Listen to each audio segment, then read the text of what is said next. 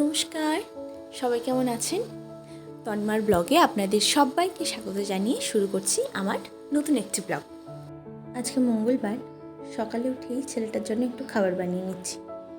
আসলে আমি ওকে বাইরের কোনো প্যাকেটিং ফুড খাওয়াই না, শুধু ফর্মুলাটাই খাই। তাই বাড়িতেই একটুখানি এগুলোকে কিনে নিয়ে আমি একটা সেরেলাকের মতন বানাই। প্রথমে মাখানাটাকে একটু পেস্ট করে নিই শুকনো খোলায় ভেজে।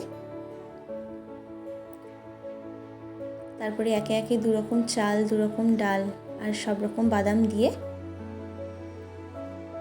শুধু কাজু বাদাম আর চিনে বাদামটাকেই দিই না, ভালো করে প্রথমে ধুয়ে নিয়ে তারপরে এটাকে শুকনো খোলায় ভেজে নিই। ও হ্যাঁ, একটু কিশমিশও দিয়েছি, মানে বেশ খানিকটা কিশমিশ দিয়েছি। এই যে লাল লাল করে ভেজে নিয়েছি, সামান্য একটু ঘি দিয়েছি।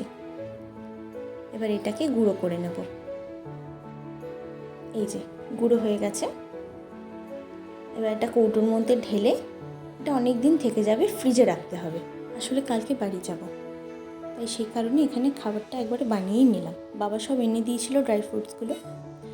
বিকেলবেলা এখানে বাবা মা আর বোনের জন্য একটু উপহার কিনতে এসেছি।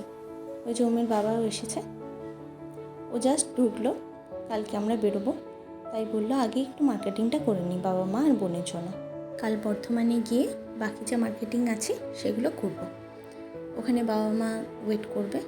বুধবার ভোরবেলা আমরা বেরিয়ে পড়েছি তাড়াতাড়ি। আমার মায়ের তার নাতির জন্য খুব মন খারাপ, ভীষণ কান্নাকাটি করছিল, সে কারণে আর বেরোনোর ভিডিও করিনি। বেরিয়ে দেখছি প্রচণ্ড বৃষ্টি পড়ছে। আমরা তো চিন্তায় ছিলাম মার্কেটিংটা করতে পারবো তো ওমকে নিয়ে। ওমের দাদু ঠাম্মি ফার্স্টেই যাবে এম বাজারে। বর্ধমান পৌঁছে গেছি, আমাদের মার্কেটিংও হয়ে গেছে।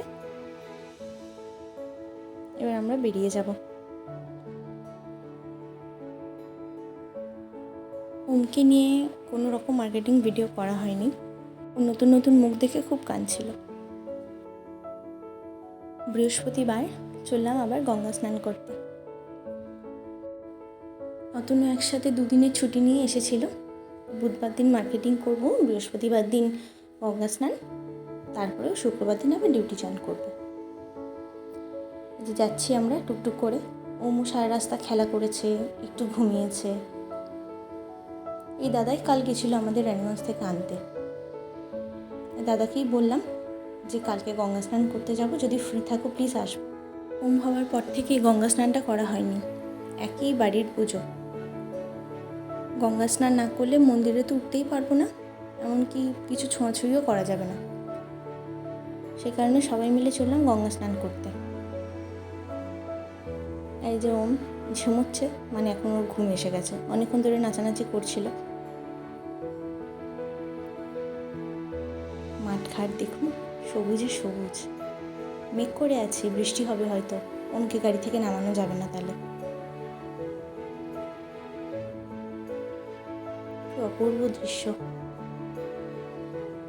রাস্তার দুধারে কত কাশ ফুটে আছে, কি যে ভালো লাগে এগুলো দেখলে।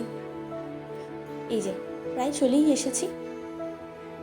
এদিকে পাট শুকোতে দেওয়া আছে, ওদিকে কাশফুল ফুটে আছে।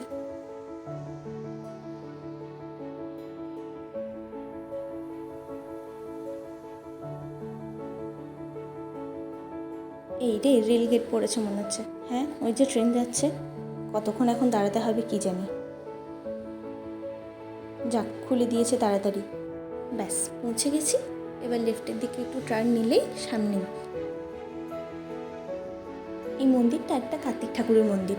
দরজাটা বন্ধ আছে বলে সেভাবে ভিডিওটা নিতে পারিনি।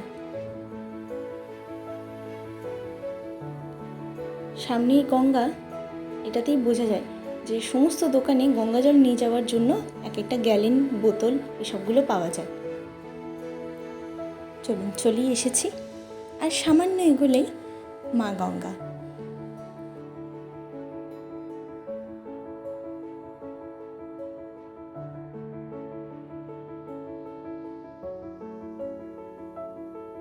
এই যে বড় গেট দিয়ে ঢুকেই মা গঙ্গা দর্শন। কি অপূর্বই না লাগছে। এই এত বৃষ্টির চোটে মা গঙ্গা যে কত এগিয়ে এসেছেন।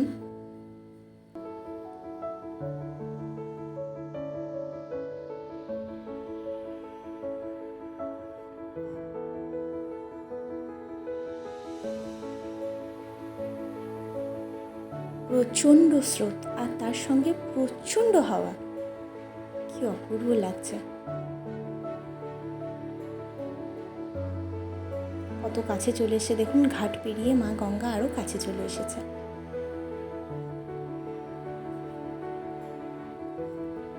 পাশেই একটা পুকুর আছে, মা গঙ্গা পুকুরে মিশে গেছেন এসে। চলুন একটু আগে গিয়ে পাটা ভেজাই। স্নান করার সময় তো আর ভিডিও টিডিও করতে পারবো না, কারণ এক এক করে স্নান করতে হবে।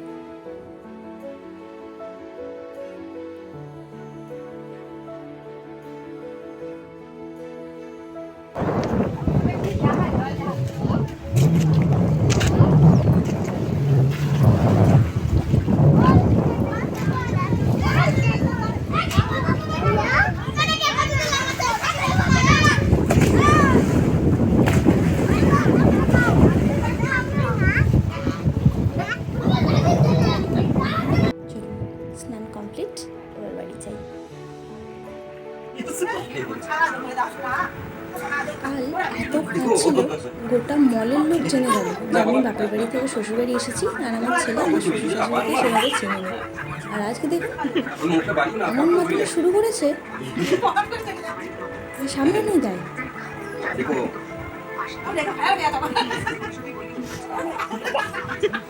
আমাকে ফিরে নিয়ে ওখানে চলে যাবে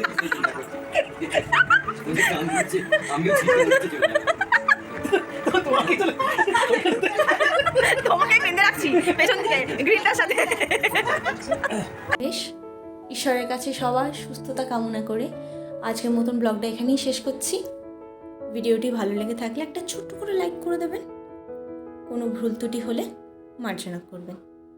সবাই ভালো থাকবেন, সুস্থ থাকবেন, সাবধানে থাকবেন।